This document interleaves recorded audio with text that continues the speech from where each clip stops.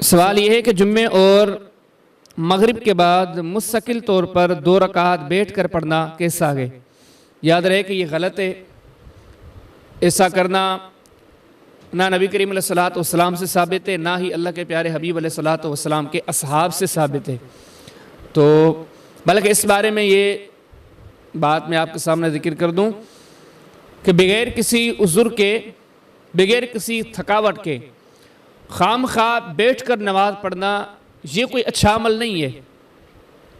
نبی کریم علیہ السلام نے ایسے عمل کو سراہا نہیں ہے، بلکہ اس کے برعکس نبی کریم علیہ السلام نے فرمایا کہ کوئی بندہ خام خواہ بیٹھ کے نماز پڑھتا ہے تو اسے آدھی نماز کا اجر ملے گا.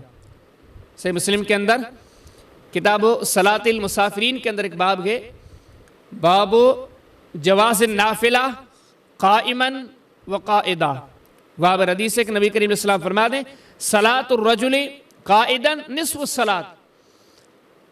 اگر کوئی بیٹھ کے نماز پڑھتا ہے تو اس کی آدھی نماز ہے.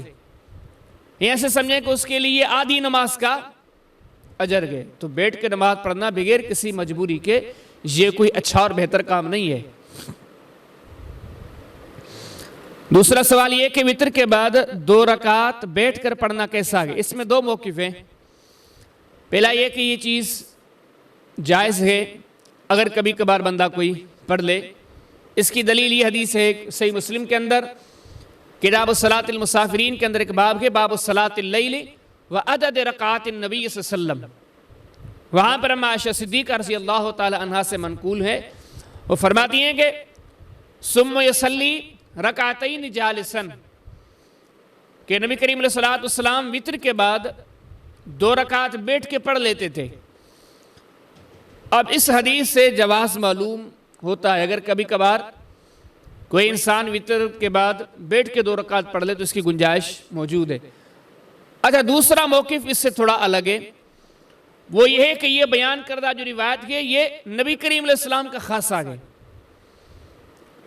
اور یہ 2 وجوہات کی بنا پر یہ کہا گیا. پہلی بات یہ کہ اگر یہ چیز عام ہوتی تو نبی کریم علیہ السلام کے اصحاب اس چیز کا اہتمام کرتے، وہ باقاعدہ طور پر وتر کے بعد بیٹھ کے 2 رکعت پڑھتے، لیکن ان سے ایسا کرنا ثابت نہیں ہے.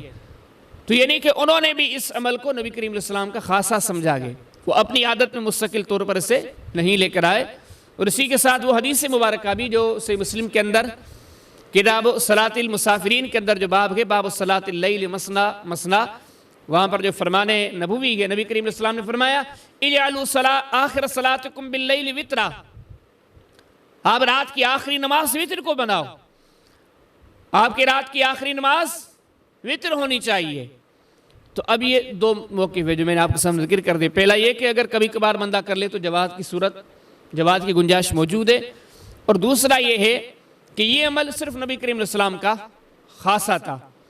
عام ہوتا تو صحابہ کرام عمل کرتے، بلکہ ہمیں قولاً نبی کریم علیہ السلام نے یہ حکم جاری فرما دیا کہ آپ کی جو آخری نماز رات کی ہونی چاہیے وہ بجائے یہ 2 رکعت بیٹھ کے پڑھنے کے وتر ہونے چاہیے. اگلا سوال یہ کہ کوئی آدمی وتر پڑھ کر سویا لیکن رات میں پھر سے اس کی آنکھ کھل گئی تو کیا وہ اب نوافل پڑھ سکتا ہے؟ روٹین کے طور پر نہیں، یہ روٹین نہ ہو کہ انسان ہر روز وتر کے بعد نوافل پڑھے، ایسا نہ کرے. کیونکہ ابھی میں نے جو آپ کے سوال کے جواب میں حدیث پیش کی کہ نبی کریم علیہ السلام کا عظیم فرمان کہ آپ نے فرمایا کہ اجعلوا آخر صلاتکم باللیل وترا، آپ کے رات کی آخری نماز وتر ہونی چاہیے. کوشش یہ ہو عمومی طور پر. لیکن کبھی کبھار کوئی ایسا آدمی ہے جو وتر رات کی ابتدا میں پڑھ لیتا ہے، تو اچانک اس کو رات کو اس کی آنکھ کھلی، تو ایسے بندے کے لیے گنجائش موجود ہے، وہ نوافل پڑھ سکتا ہے. مصنف ابن ابی شیبہ کے اندر کتاب الصلاۃ کے اندر ایک باب ہے فی الصلاۃ بعد الوتر، وہاں پر سیدنا عبداللہ بن عباس رضی اللہ تعالیٰ عنہ کا فتویٰ موجود ہے کہ انسان وتر کے بعد بھی نوافل پڑھ سکتا ہے. اور یہی فتویٰ مصنف ابن ابی شیبہ میں کتاب الصلاۃ میں باب ہے یصلی شفعا، وہاں پر سیدنا عمار بن یاسر رضی اللہ تعالیٰ عنہ سے بھی ثابت ہے. اگر کوئی انسان کبھی کبھار وتر کے بعد اٹھا، آنکھ کھلی اس کی، اگر وہ نوافل پڑھنا چاہے تو پڑھ سکتا ہے.